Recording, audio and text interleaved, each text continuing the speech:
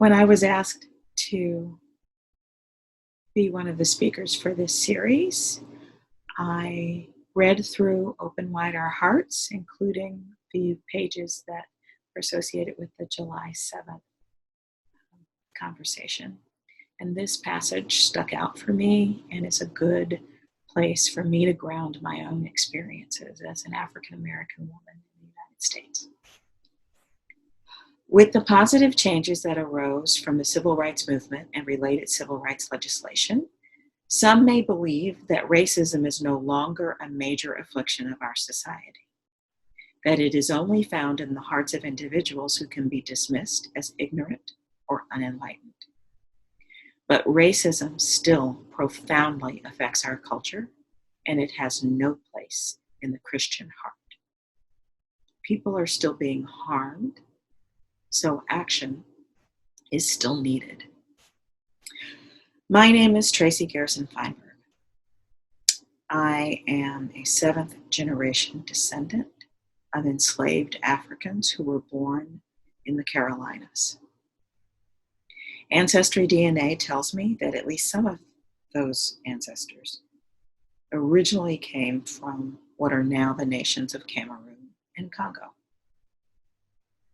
The wealth that they and their descendants helped build in the Carolinas and later Alabama did not pass down through our generations. We have no legal claim at this point to the land, status, and wealth that my ancestors made possible for their enslavers.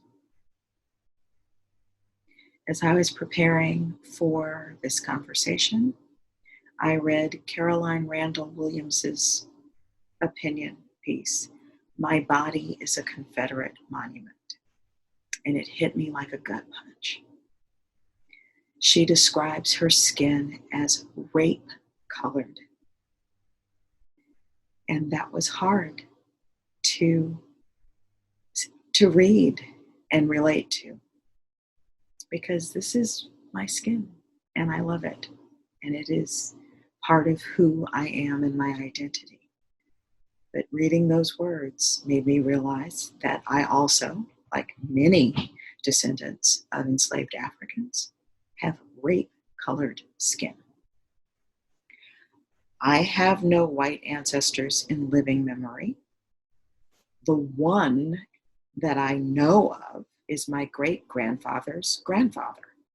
And because I can do the math, I suspect the relationship was not consensual.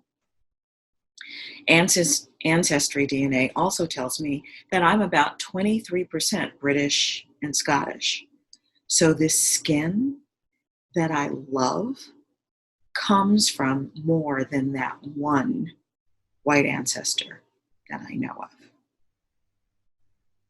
That's the historical part. I want to reflect on my own personal lived experience, which is connected to why I'm Catholic. I'm Catholic because of Jim Crow and the policies that followed the failed promises of Reconstruction. My mother, a descendant of those enslaved South Carolinians, was raised in central Alabama in the last 2 decades of Jim Crow.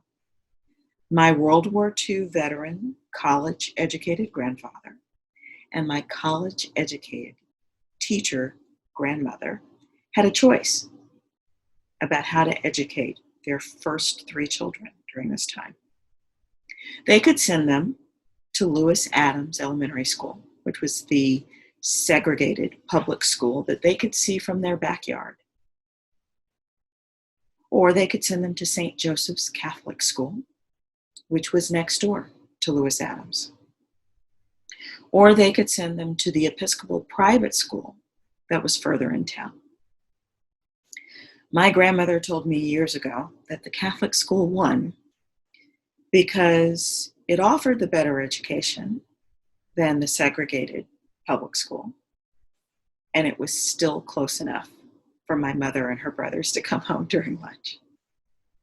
Their little sister, who came along a few years later, also attended, but by then integration had happened because she's just a little bit older than me.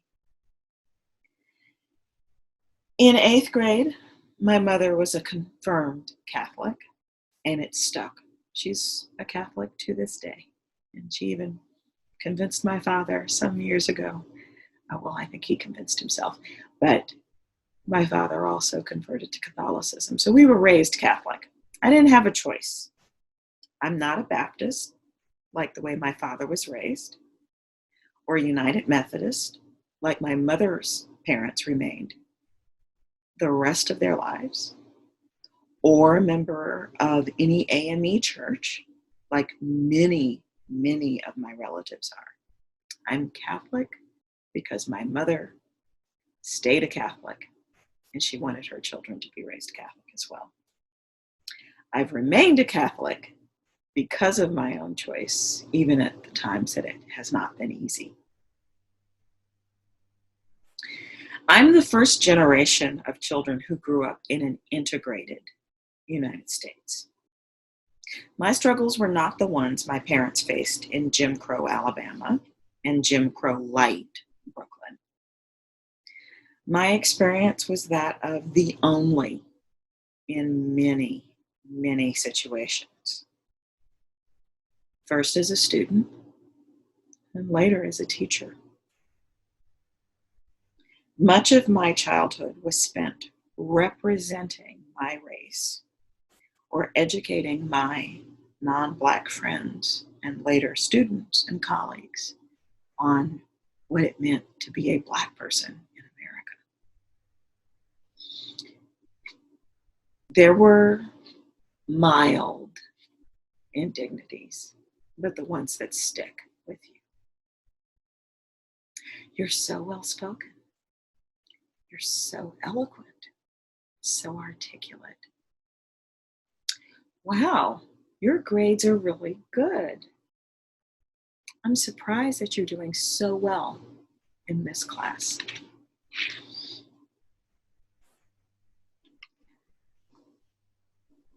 The overt racism, though it was there, was never the type that you see in the black and white news footage.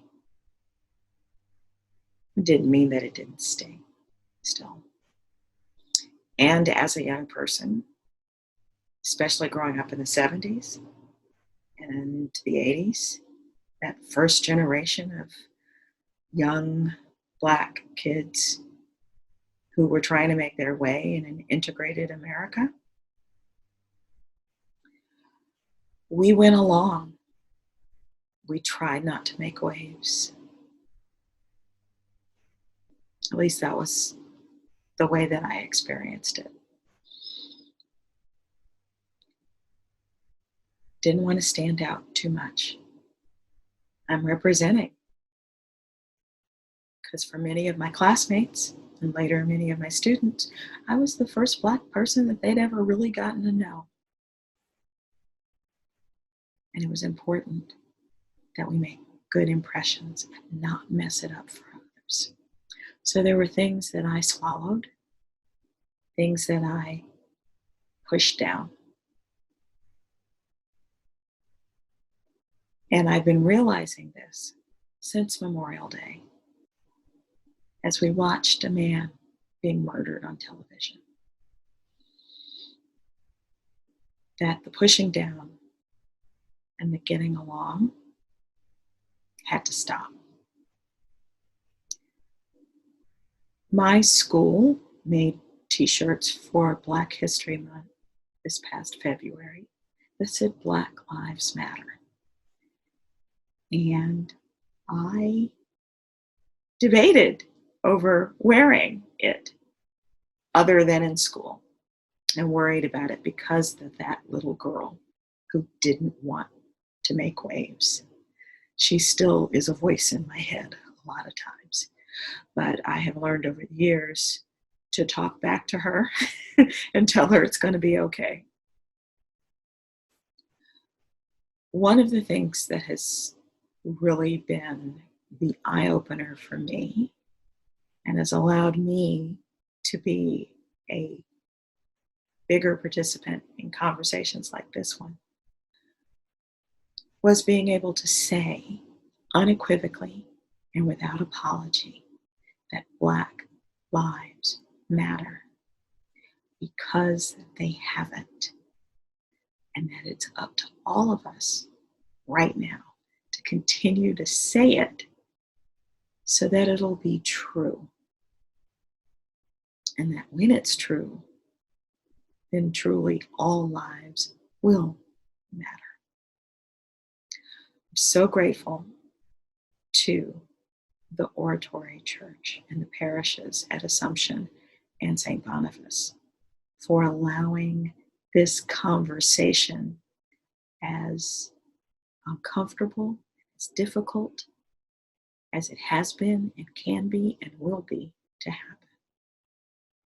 I'm a proud member of the Oratory community. I'm a proud member of the Brooklyn community in which I live. Happy to be part of this conversation, and I'm looking forward to continuing the work.